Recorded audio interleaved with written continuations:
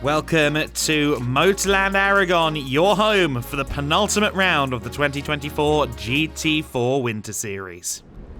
So I'm very confident after the qualifying. I like the track a lot. So yeah, I'm looking forward to the race. Feeling pretty good. I think pace was there yesterday in the long run, so hopefully we can do something today.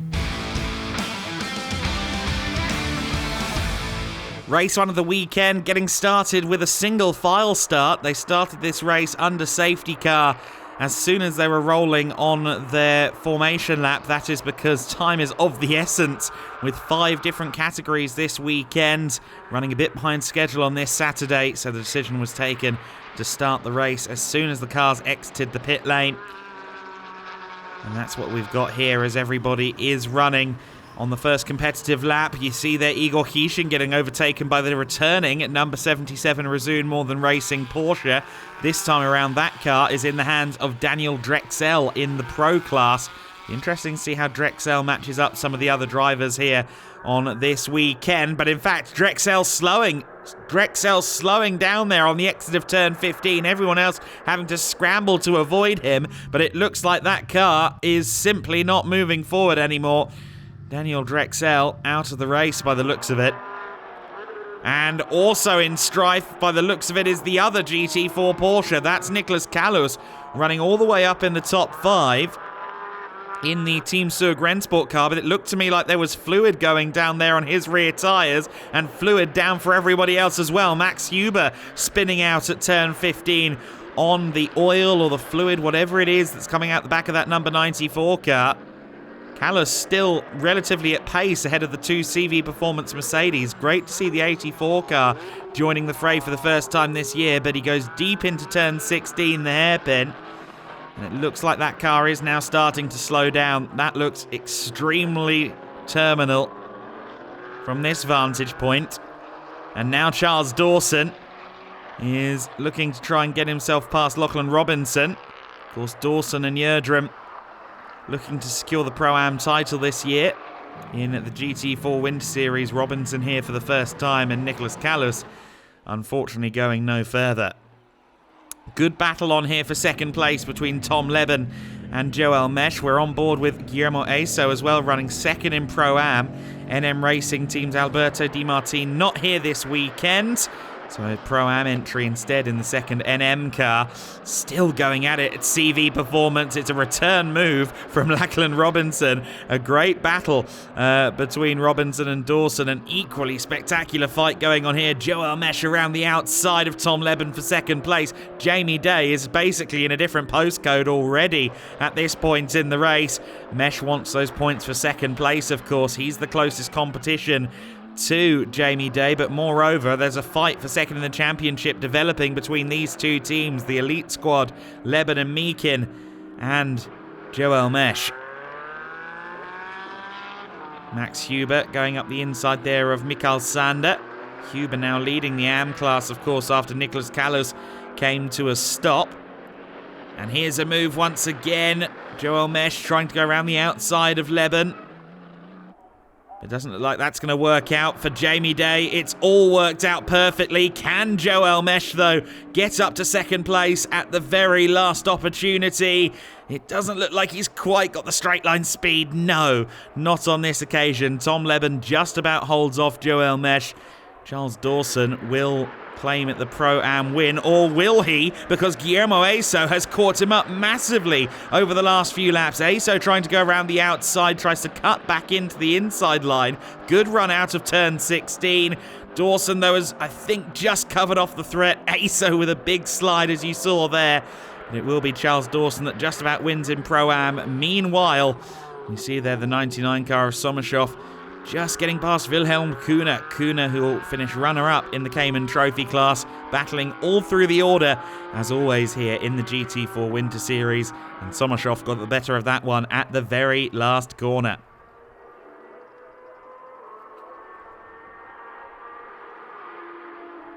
So Jamie Day claims the win by 14 seconds over Tom Leben. Joel Mesh taking third place. Robinson and Pro-Am winner Charles Dawson round out your top 5. Great result for Jamie Day. He has been mega in all of these solo sprint races. And once again, he is victorious. That looked like a nice Saturday afternoon drive to me. How was it for you? Yeah, it was pretty good. Just once we got the gap from the start, it was pretty chilled, and then just at the end, just tried to be nice and consistent, and then just pull away even more. He certainly succeeded at that. Jamie Day taking the Pro Class win. A great result for him. Pro-Am to Charles Dawson. The Am Class going to Max Huber. Fairly lonely up there on the podium, but continuing to build his lead in that championship. And Mikael Sander, he is victorious in the Caymans.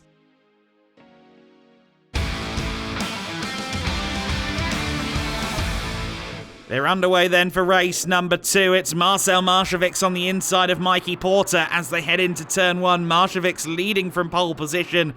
Everybody else picking their way through there. You'll note that the 94 car is back on the grid, but it's now a Cayman Trophy entry. They're in the spare car, the slightly sub GT4 spec Cayman CS machine. So unfortunately, Nicholas Callas's leak on Saturday proved to be terminal. We're now racing in the Sunday morning sunshine, and turn 16 is proving to be very difficult because of tailwinds, and that might have been what just caught out Mikey Porter. He tried to go for the lead, but he went deep into the corner, and Porter, unfortunately, down to 3rd place there. He might have to worry as well about Ivan Ekelschik in the Wimmerwerk Motorsport Porsche there. Also, of course, the CV Performance Mercedes there. That's Alex Connor defending up against Ivan Ekelschik. The inside line goes Daniel Drexel. He's trying to fight among the Pro-Am cars there, side by side with Papadopoulos. Great to welcome Alex Papadopoulos in, the American. And Papadopoulos just ahead of Drexel for the time being. Meanwhile, Ekelschik continuing to try and find his way past Alex Connor. Of course, Ekelschik is a Pro-Am class entry. He's leading his class, but I think he senses an opportunity at an overall podium. He's certainly got the pace for it. And who was that going wide there? Was that Emil Yerdrum? Yes, it was. Emil Yerdrum just struggling to get the car stopped at turn 12. We've got huge tailwinds into turns 12 and 16 at this circuit. And that's making picking those braking points very difficult, as both parties found out there. And it is a great defensive drive here from Alex Connor, making sure that Ekelschik can't get by. Marcevics and Meekin fighting it out at the front of the order. Meekin would absolutely love to get a win this weekend. Try and get himself one up on the Schnitzelbaum team as they fight for second in the championship. Some of the Cayman Trophy cars there fighting with Emil Yerdrum, who's falling down through the order. Great 4-car scrap here. You've got a Pro-Am, 2 Cayman Trophy cars, and indeed a Pro Class entry in the form of Drexel, all in one scrap. We're on board with Drexel into turn 16, and again, everybody going deep into the corner. The Formula cars in particular have struggled this weekend with the tailwinds into 16, but even the big GTs, while there's more weight behind them, they are also affected. Marcel Marcevics has been doing everything right in this scrap against Zach Meekin. Meekin has been fighting valiantly. One last opportunity for Zach Meekin. Is he going to be able to find a way past Marcel Marcevics? It certainly looks like Marcevics has just about covered this one off, but it is very close as they come over the hill. Lights flash, celebration for Marcel Marcevics in race 2 in the GT4 Winter Series. He takes it by just 0.03 of a second. Marcevics just beating Meekin to the line. Mikey Porter claiming 3rd position. Ekelschik winning Pro-Am in 4th. Alex Connor in 5th place to round out your overall top 5 in that one. Marcevics slowing up there right at the end of the race. And actually, he must have some sort of issue because Marcevics pulling up. And no headlights on either. Maybe an electrical issue. Zach, I mean, you tried everything, every which way, didn't quite manage to get past, but that was a good old race for you, wasn't it? It was. Me and him had a very good race. I made a few mistakes. He managed to pull a gap. I caught him, but then it was a bit too late. I should have applied a little bit more pressure, maybe to see if I could get something, but it was a good race otherwise, and he did a fantastic job. Well, no top step on the Pro Class trophy, unfortunately. There's the Pro-Am honours. Ivan Ekelschik on the top step. Max Huber beating Richard Wolff in the Am class. Cayman Trophy going to Enrico Ferderer on this occasion. Time for the hour-long enduro then, the 60-minute race to determine who comes out with the momentum going into the season finale in Barcelona. We've already got drama though. I think that was Emil Yerdrum into the back of the 78 car. Carbon fibre flying off the back of the Elite Motorsport McLaren Artura. Tom Leben struggling to get the car stopped for turn 3, and that's because the tyre has gone down. That was a fairly hefty impact to the rear of the McLaren then. Tyre has delaminated and the bodywork has ended up scattered across the first sector here. Max Huber trying to go around the outside of the Wimmerwerk Porsche early on, but it's as good of a start as we could hope for from Jamie Day in the number 19 Vassetti Motorsport Mercedes. Jamie leading in the early stages. There is the 94 car, now in Cayman Trophy, of course. It's not an SR Motorsport borrowed car, despite the very similar livery. It is the spare car from Team Surg Rennsport themselves. And I'm sure that some spare parts will be needed for the Elite Motorsport McLaren after that incident on the first lap. For now, they can make do with gaffer tape and a new tyre, but this is certainly not the third race that Elite Motorsport would have wanted. Guillermo Aso's teammate, Alex Papadopoulos. Papadopoulos up to 4th position, getting past Drexel there. Max Huber with Nicholas Kallus on the charge. Kallus, who was right up there in the top 5 scraps in the GT4 spec car before the car let go, is now making life difficult for people in the Cayman Trophy spec machine. His next target is Igor Hishin in the Wimmerwerk machine. Meanwhile, this is Emil Yerdrum, who has dropped down quite a long... Oh, goodness me. I was going to say he's dropped down a little bit from where he was a few laps ago, and that's not going to help him either, is it? There goes Alex Connor to the inside of Drexel. That's for 4th overall, 3rd in the Pro class as well, with Tom Leben unfortunately rather hindered a couple of laps down, but we have a safety car out. It's because of this car. Wilhelm Kuhner at turn 11 has had a big impact, and I understand that there's barrier damage, unfortunately, and the stewards deciding to stall the pit window and eventually allow the driver changes to take place during red flag conditions. So everyone's going to have a new driver in the car with, well, 27 minutes left to go. It's basically going to be a sprint race here then. You see the teams talking their drivers through it. Green lights out. We are finally rolling again. The clock starts ticking again. The barriers have been repaired and we go racing once again. Mikey Porter now at the wheel of the leading car. Here comes Joel Mesh to the inside at the first corner. Mesh with the inside line with the high ground. He is your leader. Oh, but he spins. Joel Mesh. Well, I know he's feeling very poorly this weekend. And just making a slight error there. He's been soldiering on through, but now he's going to have to soldier through the field from the back. Unfortunately, his chances of a race win, his chances of narrowing the deficit in the championship battle have taken a hit there.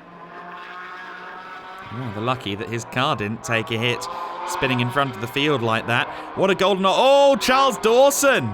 Charles Dawson, looks like his suspension has collapsed on that car. It did take a hit earlier in the race while Yerdrum was driving. And that car will go no further from there. Golden opportunity this for Guillermo Aso in 2nd place. Daniel Drexel gets a great chance there to move up into 3rd place as well. Lachlan Robinson going deep into the corner, but Ivan Ekelschik might take both of them. It's going to be 3 wide potentially as they run down the main straight towards turn 1. You see there Drexel trying to pick the inside line, Ekelschik with the middle.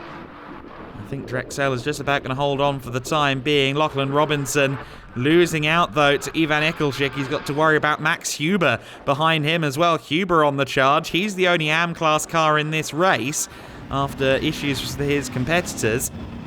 So he wants to just try and get an overall top 5 and make up some positions, understandably. Manuel Lauk involved in the scrap there as well. Here comes Ekelschik then for 3rd overall. Dives to the inside. Gets it done very nicely there. And, oh, goodness me, Max Huber almost into the rear of Lachlan Robinson there. Still these tailwinds making life difficult sometimes at turn 16. Here we see the 78 car making its way through. However, it is a lap down, so Zach Meakin picking his way past Daniel Drexel there, but it's all really for pride. Manuel Lauk, meanwhile, in the 99 car, taking over from Jan-Nicolas Sommerschov, and he is trying to get to the inside for the corkscrew. Has he got the line? Has he got the high ground? Yes, he does. Just about gets it done. Very nicely executed there by Manuel Lauk, who is, of course, the driver coach to the rookie driver Sommerschov. Here's Guillermo Eso in second place, trying to defend that Pro-Am lead. Ivan Ekelchik trying to find a way by, and Zach Meakin, who's a lap down, kind of playing spoiler in this battle as well, trying to get past both of them. I'm not sure who is aware that Meakin is a lap down and who is not. Meakin trying any which way he can to just get some clear track space and get some laps in here. Guillermo Eso also trying to keep the Porsches at bay.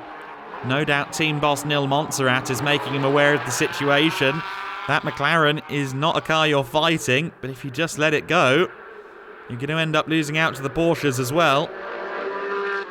And so Meakin, playing an unofficial role in this battle for second place overall, dives to the inside line, unlaps himself on Guillermo Eso, and pushes Eso a little bit wide there as well. Ekelchik then is up into second position, but he runs it deep into turn 16. It's Manuel Lauk now versus Ivan Ekelchik for the Pro-Am lead. Eso from first to third in Pro-Am in one fell swoop. Very close between the two Porsches. They must have touched there as they came onto the main straight, but it is Ivan Ekelchik that has the lead by a matter of meters. I think even pluralizing the word meter is questionable. Very, very close. As we see Eso in a spin. I think Guillermo there trying to keep up with the two Porsches with the pro drivers at the wheel. Unfortunately, he couldn't quite do it. Ekelchik having a brilliant battle here with Manuel Lauk for second overall then. Lauk trying to find an alternative line, trying to carry momentum into the corners, but he's not found a way past just yet. Meanwhile, Lachlan Robinson under some pressure from Tim Neuser here, as well as the recovering Guillermo Eso. Eso getting back in amongst it after that spin. He'll be disappointed to have lost his shot at an overall podium, but he's still having a great scrap here. He'll be beaming, having fun out there on the track for sure. And Christian Kuhn slowing down there further back, but meanwhile, Robinson having to go defensive into the final hairpin. Tim Neuser, of course, leading the Cayman Trophy class, but deciding to go fighting. He loses out there to Guillermo Eso in the GT4 car. Daniel Drexel losing out to Joel Mesh for fourth overall. So Mesh has recovered very well indeed there to P4 overall. Will be something of a consolation prize for him. Still second in the pro class though, fourth overall. Drexel running wide. No such issues though for Mikey Porter. He claims the win in magnificent fashion. Not champions yet at Forsetti Motorsport, but they are very, very close indeed. Could even win it at race 1 in Barcelona. Guillermo Eso there with one last attempt at trying to get past the 84 Mercedes. Ends up taking a much longer line around the final corner. But you see him there going towards the wall. I'm sure he'll still give the team a wave. Mikey Porter wins from Ekelchik, from Lauk, Joel Mesh and Daniel Drexel, your top 5 ahead of the AM class winner, Max Huber. Tim Neuser behind in 7th place, but it's delight again for Forsetti Motorsport, Jamie Day and Mikey Porter. Mikey, so excited. You drove straight past us in the pit lane, but still an amazing drive from you today. Yeah, slightly missed it. Don't know what I was doing, to be honest, but yeah, no, told him done an amazing job. Jamie done an amazing job bringing it into me in P1, and I finished the job.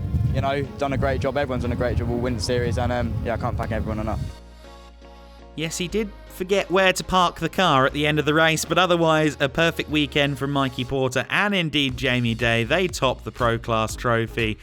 AM Class going to Max Huber in that one. The Cayman Trophy, Mikael Sander and Tim Neuser claiming honours in the 60-minute Enduro. And Pro-Am going to Eccleshire and Heshin. Our teams now, though, head to Barcelona for the season finale weekend. Make sure you join us to find out who will be the champions in the inaugural GT4 Winter Series when they take to Barcelona.